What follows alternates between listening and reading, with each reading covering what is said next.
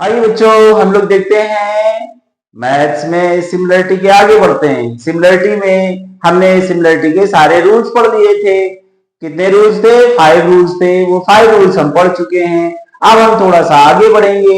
आगे अच्छा, एक नाम बड़ा सुना सुना लग रहा है, आपने भी सुना है क्या? पाइथागोरस। पाइथागोरस का नाम हम सब ने सुना है, मैंने भी सुना, आपने भी सुना, सुनते आए हैं बचपन से पाइथागोरस। अच्छा, पाइथागोरस को ट्रेन किसने किया? पाइथागोरस के गुरुजी कौन थे? पाइथागोरस के गुरुजी थे थेल्स। पाइथागोरस के गुरुजी कौन थे? थेल्स।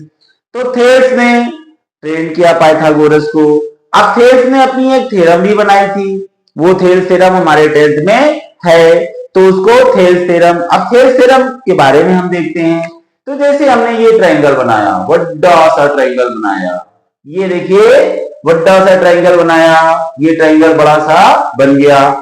अब इस ट्रायंगल का नाम हमने रख दिया एबीसी। एबीसी नाम रख दिया। अब हमने क्या किया, ये ट्रायंगल का बेस है जैसे, तो इसके पैरेलल हमने एक लाइन ड्रॉ कर ली। जैसे यहां से एक पैरेलल लाइन ड्रॉ कर ली, तो ये वाली लाइन जो है इस वाली लाइन के क्या है? पैरेलल है। और ये वाली लाइन इसको कहां पर कट कर रही है? डी पर। इस साइड को कहां पर कट कर रही है? एफ पर।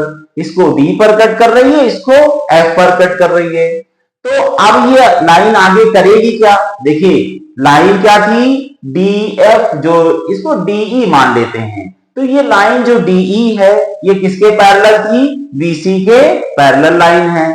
तो यहां पर अगर डीई बीसी के पैरेलल हो जाती है, अगर हम ये करेंगे तो रिजल्ट क्या आएगा? अगर हम पढ़ेंगे तो क्या हो जाएंगे? पास हो जाएंगे। और अगर डीई बीसी के पैरेलल हो जाएगी तो रिजल्ट क्या आएगा? डीई अगर बीसी के पैरेलल है तो रिजल्ट क्या आएगा? देखिए डीई बीसी के पैरेलल है। अब हमारा रिजल्ट क्या आएगा? रिजल्ट आएगा कि एडी अपॉन क्या हो जाएगा? AD upon DB. AD upon क्या हो जाएगा? DB is equal to AE upon EC. AE upon क्या हो जाएगा? ईसी हो जाएगा। देखिए यहां सिमिलरिटी में रेशियो चलता है। सिमिलरिटी में इक्वलिटी किसमें चलती है? रेशियो में। तो यहां पर क्या हो जाएगा? अगर ये वाली साइड इस वाली साइड के क्या हो जाएगी? पैरेलल हो जाएगी। तो रिजल्ट क्या आएगा? रिजल्ट आएगा कि AD upon DB is equal to AE upon EC. यानी कि दोनों साइडों को जो ये तीसरी साइड कट कर रही है, इंटरसेक्ट कर रही है, तो उनका क्या हो जाएगा? रेशियो इक्वल हो जाएगा। AD upon DB is equal to AE upon EC हो जाएगा।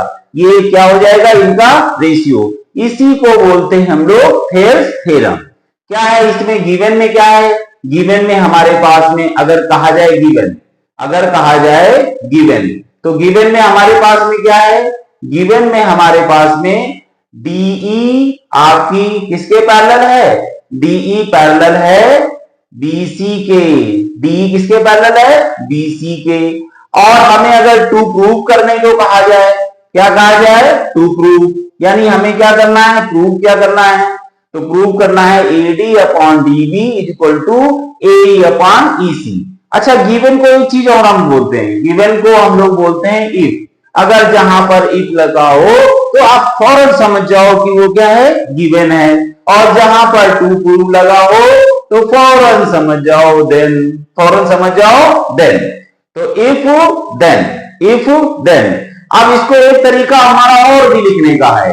इफ अगर ना लिखा हो, यहां पर लिखा हो DE parallel to BC implies that AD upon DB is equal to AE upon EC।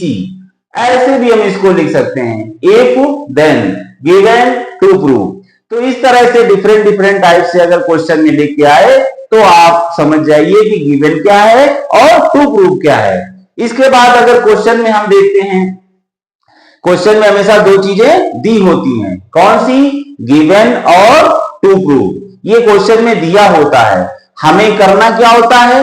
Construction करनी। और 95% क्वेश्चन में कंस्ट्रक्शन करनी ही नहीं होती है, उसके बाद प्रूफ करना होता है। तो वो सबसे मेन इंपॉर्टेंट, समझो हार्ट होता है क्वेश्चन का, दिल होता है, पूरे क्वेश्चन का दिल वहीं लगा होता है।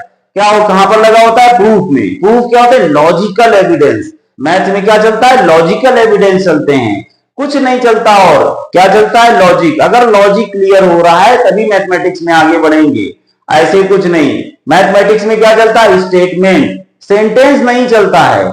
या तो सही या तो गलत, या तो कोई चीज बिल्कुल सही हो तो मैथमेटिक्स का स्टेटमेंट बन जाएगी, गलत हो तो मैथमेटिक्स का स्टेटमेंट बन जाएगी।